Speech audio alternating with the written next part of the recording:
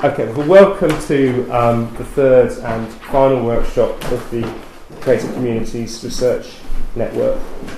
Thank you very much for coming. I know some of you have come quite a long way. I think this is going to be a really good event. Having never been to Chawton before, I couldn't think of a sort of more inspiring environment. I'm not going to talk too long, but I just want to say a few things about the project and about this particular workshop. And then I'll hand over to my co-investigator, Professor John Whale. So the research network's developed from long-standing research at Leeds, work at Leeds, not just from me and John, from other colleagues as well, on different modes and ideas of creativity in the long 18th century. As well as various publications, it also involved a conference contesting creativity in 2008, quite a few research seminars, and a special issue of the Journal for 18th Century Studies edited by me and John in 2011. And through this process, I suppose, we became increasingly interested in and aware of work that was being done by quite a few people on creativity in the period as a sort of communal or social process. And so with the AHRC's Connected Communities research programme, this seemed like a really good opportunity to do some more concerted work in this area. As you'll all be aware, the period from 1750 to 1830 is a particularly interesting case study for this sort of research, because it's been conventionally associated in the history of aesthetics and the history of literature with the development and valorisation of a model of innate individual genius, a sort of romantic ideology, I suppose. Now, that was always a sort of oversimplification in terms of the historiography, and quite a lot of recent studies have begun to show how connected, how networked writers and other cultural producers of the period were. And so through this network, we're hoping to sort of aim to further that historical work, but also to do some work around the sort of concepts and methodologies that one might use in order to do that sort of work. So this self-reflexivity, for want of a better term, it takes two forms. I mean, one is to be appropriately careful and suspicious, if you like, of our key terms. I had a look at Raymond Williams' keywords the other day, partly in line with the reading for Emma's workshop. He talks about community as warmly persuasive as a term, which I think is interestingly barbed. More recently, quite a few people, Zygmunt Bauman's the most obvious, have talked about the sort of dangers of community as a term, as a sort of idealised term. And of course, there's no reason why community should necessarily enhance creativity. It could very much hamper it. We might all have experienced that in certain ways. Creativity as well, I thought we had a really interesting discussion in the UCL workshop about the tendency perhaps to think of creativity and labour as these sort of opposed forces, and the dangers of thinking in those terms.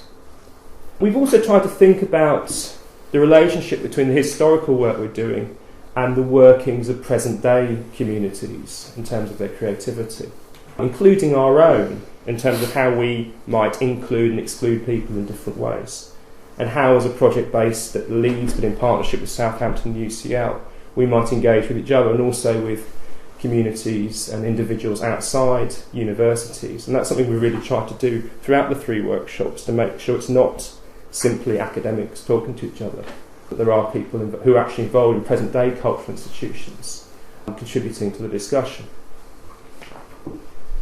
The title of this workshop, like the other two, is a sort of, in some senses, a convenient sort of catch-all, but it also shows a sort of change of focus. If the first was on dissenting and evangelical communities, so I suppose was defined to some extent by theology or ideology, the second was focused on metropolitan institutions, and this, I suppose, has a more of a geographical focus, though that could be more localised or more broad depending on what communities you're talking about. What we've tried to do throughout the three workshops is not to have them as conferences per se, to allow lots of space for discussion, debate, thinking about key questions, so that they've had, I think, more of an intellectual focus than a standard conference would have. So even though we do have what you might think of as sort of standard conference papers, there are also seminars and other sort of discussion sessions. I think that's been really productive, and some of the feedback I've had from the other two events has been that people have enjoyed having that much more space for discussion than the sort of 5 or 10 minutes you often get crammed in at the end of a panel. One of the things that we're trying to do, the point of a network is to open up possibilities, new projects, new collaborations, perhaps new funding applications. Even though there is an intrinsic value, I think, to these discussions, we do want to think about things that might happen beyond the life of the network. There is a space for that at the end of Saturday, but it's something we can think about, I hope, in the discussions throughout the 2 days. One of the key questions that came up, particularly at UCL, but to some extent at Leeds as well, was how do we theorise a creative community? What sort of models might we use? It's one thing to get the information together, and there are various ways of doing that, but how do we process it? And there were some quite spiky discussions about that, I think, at UCL, interestingly spiky. Now, often I think, and I've done this myself, approaches aren't very heavily theorised. They're empirical, they're sort of narrative-based. I don't think that's necessarily a problem. Others take a much more sort of social sciences approach. I'm looking forward to David's paper in that respect. When in terms of my own sort of work in the past, and working on Genius in particular, I found Pierre Bourdieu's work on the cultural field very interesting, but it's a sort of work that's probably not easy to replicate, given he had about 20 research assistants and it took him 15 years. So there are all kinds of sort of problems with methodology and what's feasible, I suppose, in thinking about how we theorise these things. In terms of thinking about community and place, which is something we'll be doing over the next 2 days, Franco Moretti's work on literary geography might be interesting. There's some interesting stuff by him on Mitford in particular that works with one of the Katie Halsey's reading. The other day I was reading James McCusick's book on green romanticism and ecology, and he talks about a sort of literary ecosystem to go away from the idea of sort of one-way influence, something much more sort of networked, which again is a sort of attractive idea, but I'm not sure how rigorous and sort of workable it is. So, given that it was something that came up at UCL, I would be really interested to hear from people about what they think about ways in which we might try and theorise these sort of communities, as well as sort of unpack the historical archive. And also, there might be a question about how we should theorise them, but also a question of how do we want to theorise them. One of the things that I've learnt from doing these 3 workshops is that I'm actually much more of a sort of literary critic than I thought I was, as opposed to a cultural historian. And to that extent, I might be interested in writers who are the exception, who don't actually necessarily reflect very well the cultural systems that they were part of. So there might be an interesting problem there as well. Okay, I'm nearly done. Before I hand on to John, I'll just finish with some thank yous, as I may forget them to do them at the end of the workshop. Thanks again to all of you for coming, and thanks for your flexibility in offering perhaps different sorts of things than one might do at a standard conference. Thanks a lot to Chawton House for hosting us, and for Stephen particularly and Emma for allowing this to happen through the connection with Southampton. Thanks to Emma again, and to Simon White for agreeing to lead seminars, which is a sort of more complicated thing to do than giving a standard paper, and doesn't necessarily lead to a publication. So it's very good for people to give the time to actually to think about how to do that. And I think they've both come up with really interesting schedules. Thank you to John, as always, for his help and support throughout the life of the network and for many years before that. And finally, thanks to Cassie, if I can see her. It's always surprising how much work goes into these sort of events, even relatively small-scale events behind the scenes. And Cassie has done indefatigable work in organising people and liaising with lots of different bodies in order to make this happen. So I really like to thank her in particular. Okay, that's me done. I'll hand over to John. Okay, I'll be brief. I just want to echo very briefly some of the points that David's already made. I suppose, first of all, I'd just like to say, just to take up that opportunity, it's great to see you all here today.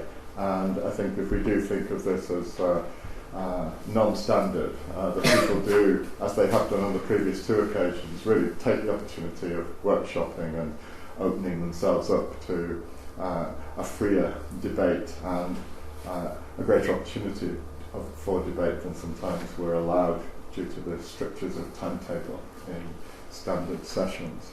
I think that would be really good. And I think what's characterised the events that we've had so far for me, as David has already indicated, is a kind of robust discussion. We've had really quite a spectacularly robust discussion on our title at UCL, as I remember, where the very term creative communities was challenged.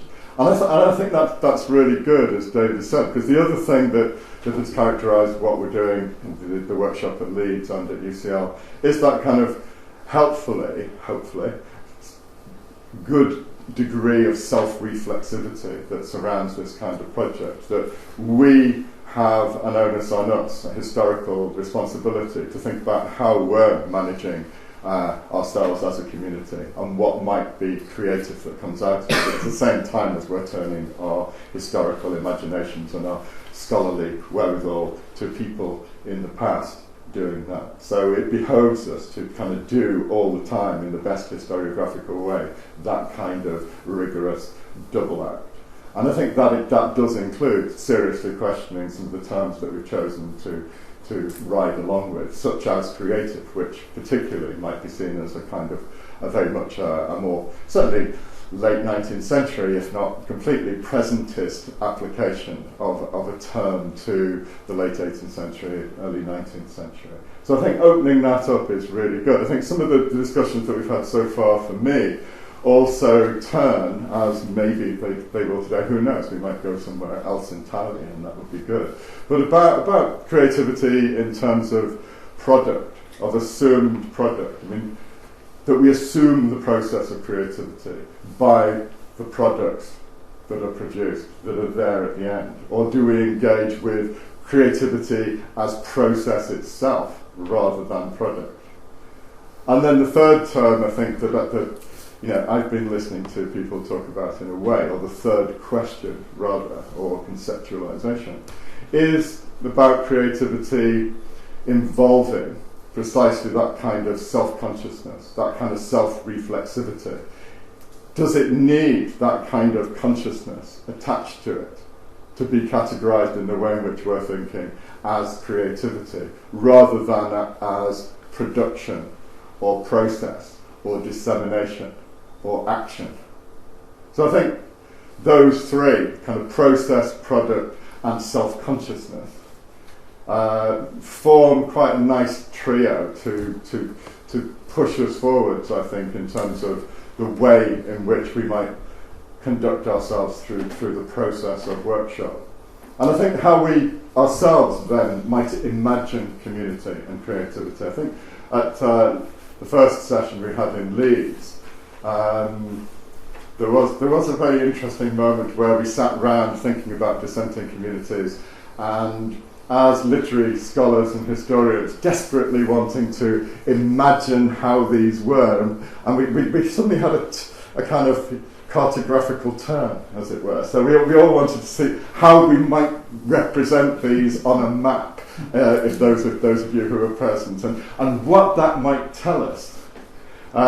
If we could, and I think I was the nerd who suggested, kind of sponsorship from Ryanair, so you could have an internet presence where you say, these are the destinations from Leeds, and 46 destinations suddenly appear, in the Ryanair style. But that kind of thing, what would that tell you, and who's linked with whom, how many different sets of data might be produced in that way, what that might tell us. And I think one of the first things it told us is, as David's already intimated, to know our limits.